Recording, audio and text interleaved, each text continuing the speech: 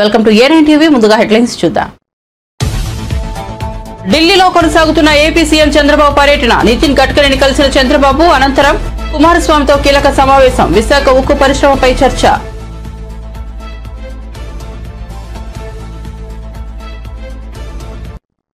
జగన్ పై Buddha Venkanna fire. ప్రజలు అల్లాడుతుంటే Jagan AC గదిలో కూర్చున్నారన్న బుద్ధా వెంకన్న. వరద బాధితులను చంద్రబాబు ఆదుకునే తీరు దేశానికి ఆదర్శమని వ్యాఖ్య.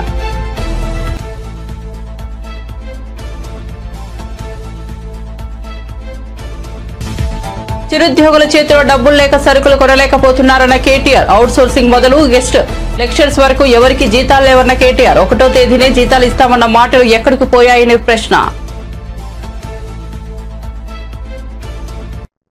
గుంటూరు జిల్లా కలెక్టరేట్ లో సమావేశం. అమరావతి నిర్మాణం, సేవ, ఉపాధి రంగాలపై సమీక్ష. స్వర్ణాంధ్ర ఆర్ట్ 2047 ప్రణాళిక కోసం సూచనలు తీసుకున్నామన్న మంత్రి నాదెండ్ల.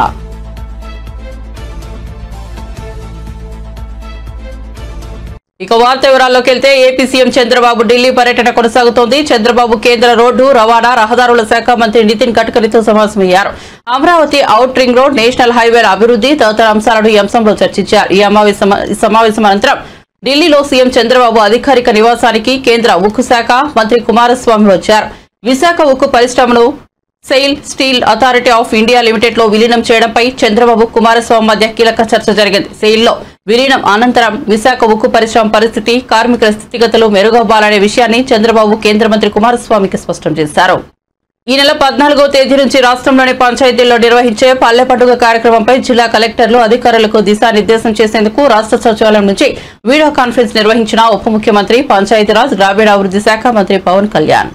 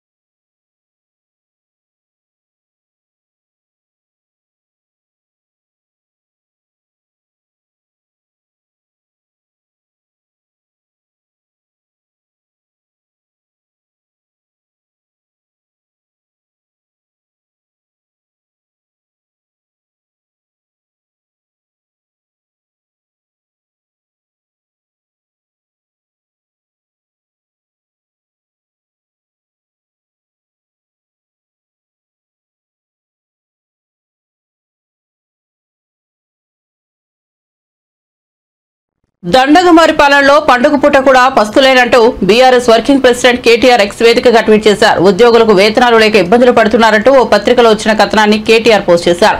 ఈ సందర్భంగా ఆయన దసరా దగ్గరకు వచ్చినప్పటికీ ఉద్యోగుల చేతిలో డబ్బులు లేక సరుకులు కొనుగోలు చేయలేకపోతున్నారని రాసుకొచ్చారు. కాంట్రాక్ట్ అవుట్ సోర్సింగ్ సిబ్బందికి 5-6 నెలలుగా జీతాలు లేవు. పంచాయతీ కార్మికులు, మున్సిపాలిటీ కార్మికులు, ఆసుపత్రి సిబ్బంది, హాస్టల్ వర్కర్స్, గెస్ట్ లెక్చర్స్ ప్రతి శాఖలను వేతనాలు లేక చిరుద్యోగులు విలవిల్లాడుతున్నారని పేర్కొన్నారు. కుటుంబాలకు నెట్టుకు రావడానికి అప్పులు చేసి నానా తిప్పలు పడుతున్నారని రాసుకొచ్చారు. పిఠాపురంలో దళిత మైనర్ బాలికపై టీడీపీ కార్యకర్తలే లైంగిక దాడి చేశారని ఏపీ మాజీ మంత్రి కురసాల కన్నబాబు ఆరోపించారు. పిఠాపురంలో ఓ మైనర్ బాలికకి మద్యం తాగించి అత్యాచారం చేసిన ఘటన రాష్ట్రంలో కలకలం సృష్టిస్తోంది. ఇందిరానగర్ మాజీ కౌన్సిలర్ భర్త జాన్ బాబు మైనర్ బాలికను మద్యం తాగించి ఆపై అత్యాచారం చేశాడు. ఈ వ్యవహారంలో ఓ మహిళ కూడా అతనికి సహాయం చేసినట్లు బాధితురాలి కుటుంబ సభ్యులు తమ ఫిర్యాదులో పేర్కొన్నారు. సోమవారం రాత్రి బలవంతంగా ఆటో ఎక్కించుకుని డంపింగ్ యార్డ్ దగ్గరకు తీసుకెళ్లినట్లు ఫిర్యాదులో పేర్కొన్న విషయం తెలిసిందే. అనంతరం బాలికను ఆటోలో తరలిస్తుండగా గ్రామస్తులు పట్టుకున్నారు. కార్యక్రమం చేయట్లేదని చెప్పి మేము అడుగుతున్నాం. అంటే పోలీసులు ఈ ఒత్తిడి మధ్య ఉన్నారా, లేకపోతే వాళ్ళకి ఏమైనా పెద్ద జరిగినా కూడా పట్టించుకోవద్దనే ఆదేశాలు వస్తూ ఉన్నాయా? ఎందుకు ఇంత నిర్లక్ష్యంగా వ్యవహరిస్తున్నారు? ఎందుకు ఇన్ని శాంతి భద్రతలకు సంబంధించిన విఘాతం కలిగే సంఘటనలు రోడ్డు మీదకి వస్తూ ఉన్నా, బయటకు వస్తూ ఉన్నా ఎందుకు మీకు నిమ్మకు నీరెత్తినట్టుగా ఉన్నారని మేము ప్రశ్నిస్తూ ఉన్నాం. వైఎస్ఆర్ పార్టీ అడుగుతుంది మిమ్మల్ని గట్టిగా, పోనీ ఒకటి కాతే మరొకటి వరుసగా ఇన్ని సంఘటనలు జరుగుతుంటే ఎందుకు మీరు స్పందించట్లేదు? ఎందుకు ఈ ప్రభుత్వం కఠినంగా ఉందనే ఒక మెసేజ్ని ఇవ్వలేకపోతూ ఉన్నారు? ఈ ప్రభుత్వం కఠినంగా ఉంది, శాంతి భద్రతల విషయంలో మేము ఎట్టి పరిస్థితుల్లో ఉపేక్షించం అనే ఒక మెసేజ్ని ఎందుకు ఇవ్వలేకపోతున్నారని అడుగుతున్నాను నేను. రోజుకి ఒక సంఘటన వెలుగు చూస్తూ ఉన్నాయి. ఎక్కడో చోట రోజు మహిళల మీద అత్యాచారాలు, దాడులు, హత్యలు జరుగుతూ ఉన్నాయి. గతంలో దిశ యాప్ని తీసుకొచ్చి ఎప్పటికప్పుడు ఇమీడియట్గా స్పాట్లో రెస్పాండ్ అయ్యే వ్యవస్థల్ని ఆనాటి ముఖ్యమంత్రి జగన్మోహన్ రెడ్డి గారు తీసుకొస్తే కేవలం మీ రాజకీయ అవసరాల కోసం, రాజకీయ దుర్బుద్ధితో వాటన్నిటిని కూడా మీరు ఎత్తేయడం జరిగింది. ఎన్నాళ్ళు ఈ విధంగా మీరు ప్రతిదీ రాజకీయ కోణంలో చూసి శాంతి భద్రతలను గాలికి వదిలేస్తారని అడుగుతున్నా. నిన్న పిఠాపురంలో జరిగిన ఇన్సిడెంట్, అక్కడున్న ఒక డంపింగ్ యార్డ్ దగ్గర కార్మికులు అడ్డుకున్నారని చెప్తున్నారు. లేకపోతే అది కూడా వెలుగులోకి రాకపోవడం. ఇలాంటి సంఘటనల్లో చాలా కఠినంగా వ్యవహరిస్తోంది ఈ ప్రభుత్వం శాంతి భద్రతలను కాపాడే విషయంలో అని చెప్పకపోతే ఇది చాలా ఉదాసీనంగా ఈ ప్రభుత్వం వ్యవహరిస్తూ ప్రజల మాన ప్రాణాలని గాలికి వదిలేసిందనే ఒక పెద్ద సంకేతం ప్రజలకు ఇచ్చినట్టు అని చెప్పి మేము భావిస్తూ ఉన్నాం. ఇంకా గత 2 రోజులుగా చూస్తూ ఉన్నాం మీడియాలో, చాలా ఆశ్చర్యం అనిపిస్తోంది. కొంతమంది వరదలు వచ్చినా, కరువు వచ్చినా పండగ చేసుకుంటారని చదివేవాళ్ళం. ఇవాళ చంద్రబాబు నాయుడు గారి ప్రభుత్వం మొన్న వచ్చిన వరదని పండగలా మార్చేసినట్టు కనబడుతుంది. చంద్రబాబు నాయుడు గారు ఎప్పుడో మాట చెప్తారు, సంక్షోభం నుంచి నేను సంపదను సృష్టిస్తాను అని. ఇప్పుడు ఆ సంక్షోభం నుంచి ఈయన సంపదను సృష్టించినట్టు కనిపిస్తుంది. అసలు ఆశ్చర్యం. విజయవాడ మొట్టమొదటిసారిగా బుడమేరు పోటెత్తి మునిగిపోయి అతలాకుతలం అయిపోయి వేలాది కుటుంబాలు బయటకు వచ్చే దారి లేక ఇళ్లల్లో ఉండిపోయి కనీసం వాళ్ళని సకాలంలో బయటికి తీసుకురాలేని దుస్థితిలో ప్రభుత్వం కూరుకుపోయి, సాక్షాత్తు ముఖ్యమంత్రిగా ఉన్న చంద్రబాబు నాయుడు గారు ఏదో నేను బస్సులో పడుకున్నాను, కలెక్టరేట్ దగ్గర బస్సు పెట్టుకుని పడుకోవడం, రోజు ఒక గంట సేపు వెళ్ళి ఫోటోలు తీయించుకోవడం, ఇవన్నీ చూసాం. నిజంగా ఒక పెద్ద ఫెయిల్యూర్ అది. ప్రభుత్వం సకాలంలో వరద సహాయక చర్యలు తీసుకోలేకపోయింది, పూర్తిగా వైఫల్యం చెందిందని అనడానికి మొన్న వచ్చిన వరదల్లో ప్రభుత్వం వ్యవహరించిన తీరే ఒక ప్రధానమైన మనకి కళ్ళ కట్టినట్టు కనిపించే అంశంగా భావిస్తూ ఉన్నాం. తీరా చూస్తే government of Andhra Pradesh heavy floods వచ్చిన సందర్భంగా ఎన్యూమరేషను, లాసెస్, జరిగిన ఖర్చులు అని ఒక నివేదిక వచ్చింది. ఆ నివేదికను చూస్తే అసలు స్వరూపం, ఈ తెలుగుదేశం పార్టీ కూటమి ప్రభుత్వం అసలు స్వరూపం బయటపడింది. అసలు నవ్వుతాడనే సిగ్గుకోలేదు ఎవరికి. జనం అసలు మనల్ని చూసి ఏమనుకుంటారో అనే సిగ్గు కూడా లేని పరిస్థితిలో ఈ ప్రభుత్వం వ్యవహరిస్తుంది. అసలు చంద్రబాబు నాయుడు హయాంలో అవినీతి వరదలో బురద కలిసినట్టు కలిసిపోతుంది. ఆయన నేను చెప్పాను కదా, సంక్షోభం నుంచి సంపదను సృష్టిస్తానంటాడు. ఆ విధంగా ఏదన్నా వస్తే చాలు చందాలు వసూలు చేయడం, ఏదో వినాయక చవితి చందాలు వసూలు చేసినట్టు, దసరా చందాలు వసూలు చేసినట్టుగా వరద వచ్చిన వెంటనే కార్పొరేట్. ముఖ్యమంత్రి చంద్రబాబు వల్లే విజయవాడ ప్రజలు వరద వల్ల బయటపడ్డారని టీడీపీ నేత బుద్దా వెంకన్న అన్నారు. విపత్తు సమయంలో చంద్రబాబు ప్రతి ఇంటికి మంచినీరు, ఆహారం అందించారని చెప్పారు. చంద్రబాబు ప్రజలను ఆదుకున్న తీరు దేశానికి ఆదర్శమని అన్నారు. ప్రభుత్వానికి వస్తున్న ప్రజల ఆదరాభిమానాలను చూసి వైసీపీ నేతలు తట్టుకోలేకపోతున్నారని విమర్శించారు. వరదలను అడ్డం పెట్టుకుని దోపిడీ చేస్తున్నారంటూ దుయ్యబట్టారు. వరదల్లో అవినీతి జరిగిందనే విషయంపై బహిరంగ చర్చకు రావాలని బుద్దా వెంకన్న డిమాండ్ చేశారు. వరదలు వచ్చినటువంటి ఏరియాల్లో నువ్వేం చేసావు? అలాగే వరద సహాయానికి ₹1 ఇస్తానని ప్రకటించావు. ఆ ₹1 ఎవరికి ఇచ్చావు, ఎక్కడ పెట్టావు, ఏం చేసావు? అలాగే జగన్మోహన్ రెడ్డి నువ్వు 10 రోజులు విజయవాడ నగరం అంతా వరదమయం అయితే చంద్రబాబు నాయుడు గారు 10 రోజులు కూడా కలెక్టరేట్లో ఉండి అధికారులని, ఇటు నాయకుల్ని, అటు కార్యకర్తల్ని, ఇంకోవైపు ప్రజల్ని సమన్వయం చేసి కలెక్టరేట్లో ఉండడమే కాకుండా ఆయన ప్రొక్లైన్ మీద దాదాపు ఒక్క రోజుకే 12 గంటలు తిరిగినటువంటి దాఖలాలు మన ప్రజలు చూశారు. నువ్వెక్కడైనా నీ ప్యాంటుకి బురద అంటేలాగా తిరిగావా? నువ్వెక్కడ తిరిగావు? కృష్ణలంక కట్టమించి బ్యారేజీ వరకు వచ్చావు. వచ్చి ఆహా విజయవాడలో 3 ఓడిపోయాం, విజయవాడలో ఎమ్మెల్యేలు 3 ఓడిపోయాం, ఎంపీ ఓడిపోయాం, విజయవాడ ప్రజలకి తగిన శాస్తి జరిగింది అన్నట్టుగా నువ్వు ఎకిలి నవ్వులు నవ్వుతూ వెళ్ళినటువంటి విధానాన్ని ప్రజలు గమనించారు.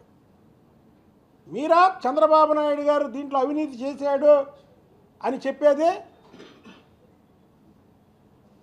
నువ్వు వరదలు వచ్చినప్పుడు అక్కడ సాయం కేజీ బియ్యం తూర్పుగోదావరి జిల్లాలో జగన్మోహన్ రెడ్డి ఉండగా వరదలు వస్తే అక్కడ కేజీ బియ్యం, పావు కేజీ పంచదార, 4 ఉల్లిపాయలు, 3 టమాటాలతో సరిపెట్టినటువంటి ముఖ్యమంత్రి ఈ జగన్మోహన్ రెడ్డి. మీరా చంద్రబాబు గారి మీద మాట్లాడేది? మీరా చంద్రబాబు గారి నిజాయితీ గురించి మాట్లాడేది? ఇవాళ మళ్ళీ 10 రోజుల్లో క్లీన్ అండ్ గ్రీన్ లాగా అసలు వరదలు వచ్చినటువంటి దాఖలాలే ఎక్కడ కనిపించకుండా వరదలు వచ్చిన ప్రతి ప్రాంతాన్ని దగ్గరుండి శుభ్రం చేసినటువంటి ఏకైక ముఖ్యమంత్రి చంద్రబాబు నాయుడు గారు. ఇవాళ ఢిల్లీ వెళ్ళి కూడా ఢిల్లీలో అక్కడ మంత్రులను కలిసి, ప్రధానమంత్రిని కలిసి ఇవాళ ఇక్కడ జరిగినటువంటి విపత్తు ఏదైతే ఉందో ఆ విపత్తు గురించి మాట్లాడినటువంటి ముఖ్యమంత్రి చంద్రబాబు నాయుడు గారు. అసలు ఈ రాష్ట్రానికి 2019 నుంచి 2024 వరకు విపత్తు వచ్చింది. ఆ విపత్తు ఎవరంటే జగన్మోహన్ రెడ్డి రూపంలో ముఖ్యమంత్రిగా ఈ ఆంధ్రప్రదేశ్కి వచ్చింది. మీరా విపత్తుల గురించి మాట్లాడేది? చంద్రబాబు నాయుడు గారు విపత్తులు వచ్చినా సరే దాన్ని ఎదుర్కొనే సత్తా ఆయన దగ్గర ఉంది.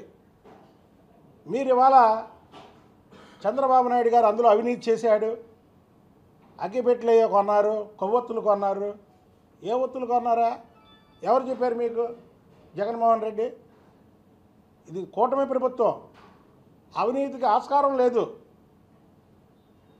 ఇది జగన్మోహన్ రెడ్డి ప్రభుత్వం అనుకుంటున్నారా అవినీతి చేయడానికి? ఛాలెంజ్ చేయి, జగన్మోహన్ రెడ్డి నువ్వు రా, బయటికి రా. మా మంత్రులు ఎవరో నీ ఇష్టం వచ్చినటువంటి మంత్రి నీతో కూర్చుంటాడు. ఈ రాష్ట్రంలో అవినీతి గురించి మాట్లాడదాం. 2014 నుంచి కొత్తగా ఏర్పడినటువంటి రాష్ట్రం చంద్రబాబు నాయుడు గారు హయాం దగ్గర నుంచి మద్యం సేవించి వాహనాలు నడిపితే కఠిన చర్యలు తీసుకునేలా నిబంధనలు అమలు చేస్తామని మంత్రి పొన్నం ప్రభాకర్ స్పష్టం చేశారు. సచివాలయంలో కేంద్ర ప్రభుత్వం ప్రవేశపెట్టిన సారథి వాహన్ పోర్టల్ పై అధికారులతో సమీక్షా సమావేశం నిర్వహించారు. ఈ సందర్భంగా ఆయన మాట్లాడుతూ సారథి వాహన పోర్టల్లో తెలంగాణ రాష్ట్రం కూడా భాగస్వామి అయిందని తెలిపారు. ఈ మేరకు రాష్ట్ర ప్రభుత్వం జీవో నెంబర్ 28ను విడుదల చేసిందని అన్నారు. ఇందులో భాగంగా 12 నెలల వ్యవధిలో రాష్ట్ర వ్యాప్తంగా ఉన్న ఆర్టీఏ కార్యాలయాలను కంప్యూటరైజ్ చేశామని తెలిపారు. ప్రైవేటు వాహనాల వాలంటరీ స్క్రాపింగ్ పాలసీలో భాగంగా కొత్త వాహనాలు కొనుగోలు చేసేందుకు ట్యాక్స్ మినహాయింపును ఇస్తామని తెలిపారు. మేము కర్ణాటక, మహారాష్ట్ర పక్కన ఇతర రాష్ట్రాల్లో తిరిగిన తర్వాత అక్కడ ఏవైతే విధానాలు స్వీకరిస్తారో అటువంటి విధానాల ద్వారా ఈరోజు ఒక ప్రభుత్వం తరఫున దానికి కూడా ఒక జీవో తీసుకొచ్చినాం. అది కూడా ఒక ప్రభుత్వ ఆదేశంగా ఈరోజు ప్రజలకు ఉపయోగించే విధంగా దాన్ని పబ్లిక్ డొమైన్ తెస్తా ఉన్నాం. ఇది కాక ఆటోమేటిక్ టెస్టింగ్ స్టేషన్స్ అంటే ఇప్పుడు ఫిట్నెస్ సర్టిఫికేట్ అనేది క్షేత్రస్థాయిలో ఉన్నటువంటి ఆర్టీఓ కార్యాలయాలలో సరైన విధంగా ప్రాపర్గా జరగడం లేదు అనేటువంటి ఒక ఆలోచన, నివేదికలు ఉన్నాయి. దానికి అనుగుణంగా కేంద్ర ప్రభుత్వం కూడా అందుకు సంబంధించి అన్ని రకాలుగా ఈ యొక్క నూతన విధానం automatic testing station fitness certificate ఇచ్చే అంశాన్ని తీసుకొచ్చినట్టయితే వాళ్ళు కూడా ఈ పథకానికి మద్దతునిస్తా ఉన్నారు. కాబట్టి దాన్ని కూడా తెలంగాణలో ఇప్పటి వరకు లేదు, మ్యాండేటరీ చేస్తూ వాయిదాలు అంటే దాని ప్రాజెక్ట్ ఒక్కొక్క కాస్ట్ 8 crores అవుతుంది. అటువంటి ఈ రాష్ట్రంలో 37 సెంటర్లలో అన్ని కూడా ట్రాఫిక్ దీనికి సంబంధించిన ఆటోమేటిక్ టెస్టింగ్ స్టేషన్స్ కూడా ఏర్పాటు చేసే ప్రక్రియ చేస్తాం.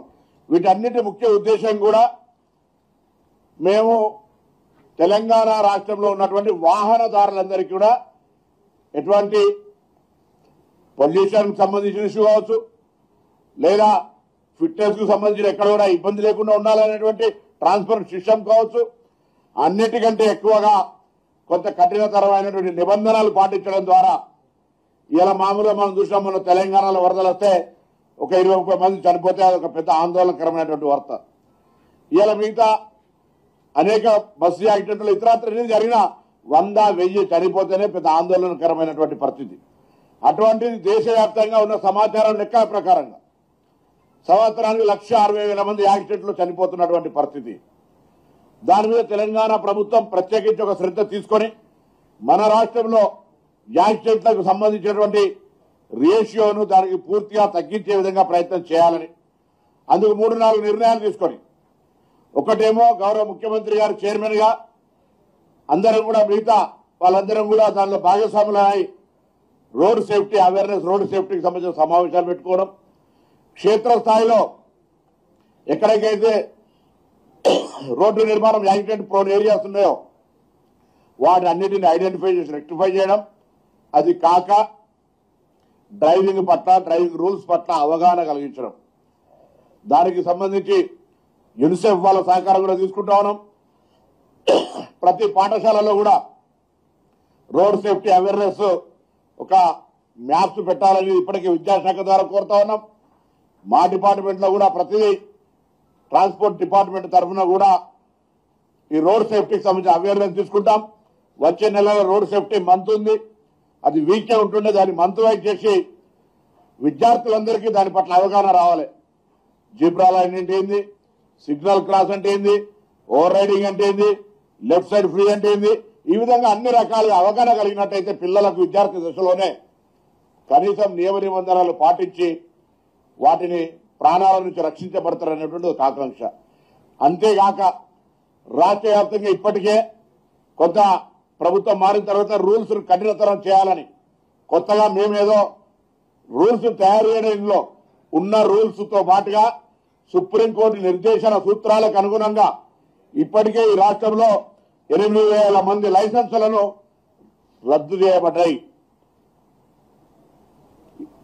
చాలా మందికి లైన్ క్రాస్ చేస్తానో లైన్ సిగ్నల్ బ్రేక్ చేస్తానో లేకపోతే ఓవర్ రైడ్ అంటే రకరకాల రూల్స్ కి అనుగుణంగా కాకుండా డ్రైవ్ చేసినట్టయితే యాక్సిడెంట్లు నిరోధించడానికి ఎవరి మీద వేధింపు కానీ ఇతరత్రా కానీ దయచేసి అనుకోవద్దు ప్రాణం పోతుంది ఆ ప్రాణం నుంచి రక్షించుకోవడానికి ఒక హైదరాబాద్ లో హైడ్రా కూల్చివేతల కారణంగా 1 లక్ష కోట్లకు పైగా ప్రజాధనం వృధా అయ్యే అవకాశం ఉందని మాజీ మంత్రి బీఆర్ఎస్ సీనియర్ నేత జగదీష్ రెడ్డి అన్నారు. ఇప్పటికే 1000 కోట్ల వరకు ప్రజలు నష్టపోయారన్నారు. హైదరాబాద్ లోని తెలంగాణ భవన్లో మీడియాతో మాట్లాడుతూ మూసీ సుందరీకరణకు కాంగ్రెస్ ప్రభుత్వం ప్రణాళిక ఏమిటో చెప్పాలని నిలదీశారు. చెరువులు మూసీ పరిస్థితిపై చర్చకు సిద్ధమా అని సవాల్ విసిరారు. అసలు ప్రభుత్వం వద్ద మూసీపై డీపీఆర్ ఉందా అని ప్రశ్నించారు. మూసీని హుస్సేన్ సాగర్ ను మురికి కూపంలా మార్చిందే కాంగ్రెస్ అని ఆరోపించారు. సుందరీకరణ అంటే ఇల్లు గుడిసెలు కూలగొట్టడం కాదన్నారు. మూసీలో కలిసే మురికి నీటిని కాలుష్యాన్ని ఆపడం సుందరీకరణ అంటారని చురకలందించారు. రేవంత్ రెడ్డి పిచ్చి కళలు గనకు చాలా మంది నియంత్రణలు పోయినరు ఈ ప్రపంచంలో. ఇదే తెలంగాణలో ఆనాటి రజాకారులు ఊర్లను చంపి 100-200 మందిని ఒకే చోట చంపి బావులలో వేస్తే కూడా భయపడలేదు తెలంగాణ ప్రజలు, తెలంగాణ రైతాంగం. నీటువంటి వాళ్ళకి ఇంతంతా కేవలం 5-6 మంది సోషల్ మీడియా పిల్లల మీద కేసులు పెట్టి జైలు వేస్తే ప్రజలు మాట్లాడడం మానేస్తారు, ప్రజలు ప్రశ్నించడం మానేస్తారు అని అనుకుంటే నీకు మించిన మూర్ఖుడు ఉన్నాడు. లక్షల కోట్ల గొంతులు ఉన్నాయి. ఇవాళ తెలంగాణలో ఎవరి ముందడి పోయి మైకి పెట్టి అడగమను, నీ గురించి వాళ్ళ మనసులో ఉన్న అభిప్రాయాలు ఏందో వింటే నువ్వేందో నీకు అర్థమవుతుంది. నీ కాకపోయినా నీ కుటుంబ సభ్యులకు అర్థమవుతుంది. ప్రజలు ఏం మాట్లాడుతున్నారు, ఎందుకు మాట్లాడుతున్నారు. పోలీసులు కూడా అత్యుత్సాహం ప్రదర్శిస్తున్నారు. పై స్థాయి అధికారులు కూడా జాగ్రత్తగా పనిచేయండి, చట్ట ప్రకారం పనిచేయండి, దెబ్బతింటారు. సోషల్ మీడియా పిల్లలకు లుకౌట్ నోటీస్లా సిగ్గుండాలి కదా కొంచెం అన్నా. ఎయిర్పోర్ట్లో అరెస్టా? ఎందుకు భయపడుతున్నావు అంతగానో? అప్పుడే ఏమైంది? మొదలే కాలేదు కదా, ముందుంది కదా ముసలి పండగ. ఎందుకు వణికిపోతున్నావు రేవంత్ రెడ్డి? అప్పుడే ఒక 5-6 సోషల్ మీడియా పిల్లల్ని భయపెట్టంగానే ఈ ప్రపంచం ప్రశ్నించడం మానేస్తుందా? ఆపగలుగుతావా? ఏ ప్రచారాలు లేనాడు, ఏ ప్రసార మాధ్యమాలు లేనాడు ఉత్తరం రాసి పంపడానికి కూడా చదువురాని కాలం నాడు గప్పుడే భయపడలే మానవజాతి తిరుగుబాటు చేయడానికి. పెద్ద పెద్ద నియంత్రణల్ని ఖతం చేసింది. ఈ తెలంగాణకు ఇంకా అంతకంటే గొప్ప చరిత్ర ఉంది. ఏ చదువురాని రైతాంగమే అద్భుతమైన ఆయుధాలు పట్టి నేతృత్వాన్ని కథం చేసింది. నువ్వేందో నీకు తాబేదారులైన పోలీసు అధికారులు ఒకరిద్దరు నువ్వు చెప్పింది ఆడుతున్నారు. 92వ వాయుసేన వార్షికోత్సవాన్ని పురస్కరించుకుని చెన్నైలో నిర్వహించిన వైమానిక విన్యాసాల సందర్శకులు మనసు దోచాయి. సామర్థ్యం, శక్తి, స్వాలంబన థీమ్తో ఈ విన్యాసాలు నిర్వహించారు. భారత వైమానిక దళం గరుడ్ కమాండోలు విన్యాసాలు నిర్వహించారు. వాయుడు సేవ chief air marshal Amardeep Singh, Tamil Nadu CM Stalin, ఉప ముఖ్యమంత్రి ఉదయనిధి స్టాలిన్, మంత్రులు, చెన్నై మేయర్ ప్రియా తదితరులు ఈ విన్యాసాలను తిలకించారు. వైమానిక ప్రదర్శనను తిలకించేందుకు వచ్చిన సందర్శకులతో మెరీనా బీచ్ కిక్కిరిసిపోయింది. బాలుడు బగబగలను కూడా లెక్క చేయకుండా గొడుగులు పట్టుకుని వాయుసేన పరాక్రమాన్ని కన్నులెప్ప వార్చకుండా చూశారు. 21 ఏళ్ల తర్వాత చెన్నైలో వైమానిక విన్యాసాలు జరగడం విశేషం.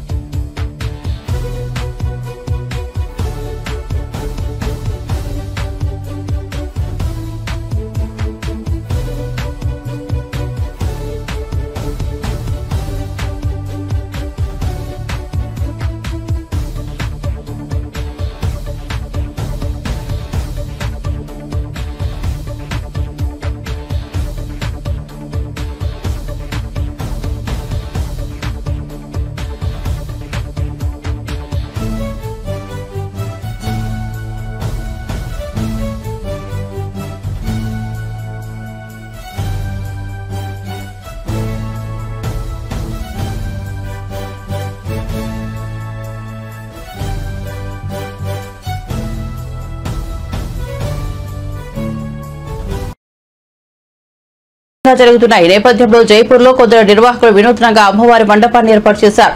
మాతా వైష్ణోదేవిని దర్శించుకున్న అనుభూతి భక్తులకు కలిగేలా దీన్ని రూపొందించారు. వైష్ణోదేవి ఆలయానికి వెళ్లాలనుకున్నా వెళ్లలేని భక్తులకు అమ్మవారి దర్శనం కల్పించాలనే ఉద్దేశంతో తాము ఇలా నమూనా ఆలయాన్ని ఏర్పాటు చేసినట్లు నిర్వాహకులు తెలిపారు. ఈ నమూనా ఆలయాన్ని చూసేందుకు రోజు సుమారు 10,000కు పైగా భక్తులు వస్తున్నట్లు వారు తెలిపారు. అసలు దేవాలయాన్ని తలపించేలా ఇక్కడ మంచు గుహలు ఉండేలా నమూనాను ఏర్పాటు చేసినట్లు వివరించారు. Devotees can visit it from 5 p.m. to 10 p.m. వారణాసిలోని దుర్గాపురి ఆలయంలో 250 ఏళ్ల క్రితం నెలకొల్పిన అమ్మవారి విగ్రహాన్ని ఇప్పటికీ నిమజ్జనం చేయట్లేదు. ఈ విగ్రహాన్ని నిమజ్జనం చేయవద్దని సాక్షాత్తు అమ్మవారి కోరినట్లు ఇక్కడి ప్రజల విశ్వాసం. దసరా నవరాత్రుల సందర్భంగా 1767లో మట్టితో చేసిన అమ్మవారి విగ్రహాన్ని ఏర్పాటు చేశారు. నవరాత్రులు పూర్తయ్యాక నిమజ్జనం కోసం విగ్రహాన్ని ఎత్తడానికి ప్రయత్నించగా ఎంతకీ సాధ్యం కాలేదు. 2 రోజుల తర్వాత మళ్లీ ప్రయత్నించడం విఫలమైంది. తర్వాత ఒక రోజు అమ్మవారు కలలో కనిపించి తనను ఇక్కడే ఉండాలని ఉందని, నిమజ్జనం చేయవద్దని చెప్పిందని ప్రజలు చెబుతున్నారు. దీంతో ఆ దుర్గమ్మ విగ్రహం 257 ఏళ్లుగా ఇక్కడే ఉందని ఆలయ సిబ్బంది తెలిపారు.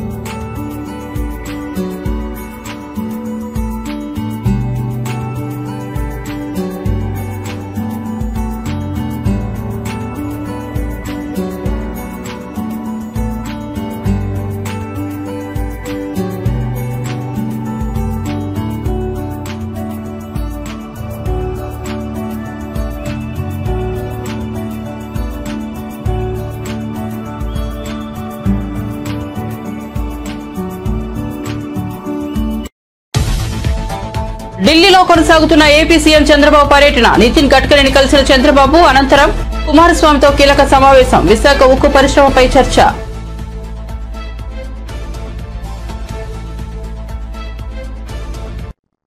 జగన్ పై బుద్ధా వెంకన్న ఫైర్. ప్రజలు అల్లాడుతుంటే జగన్ ఏసీ గదిలో కూర్చున్నారన్న బుద్ధా వెంకన్న. వరద బాధితులను చంద్రబాబు ఆదుకునే తీరు దేశానికి ఆదర్శమని వ్యాఖ్య.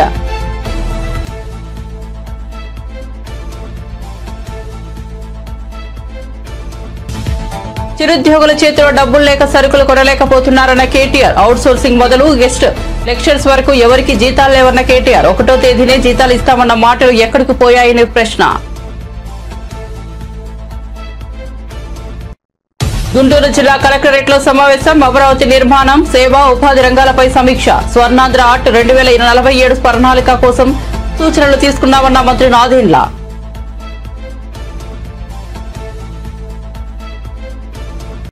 మరిన్ని అప్డేట్స్ కోసం చూస్తూనే ఉండండి A9 TV.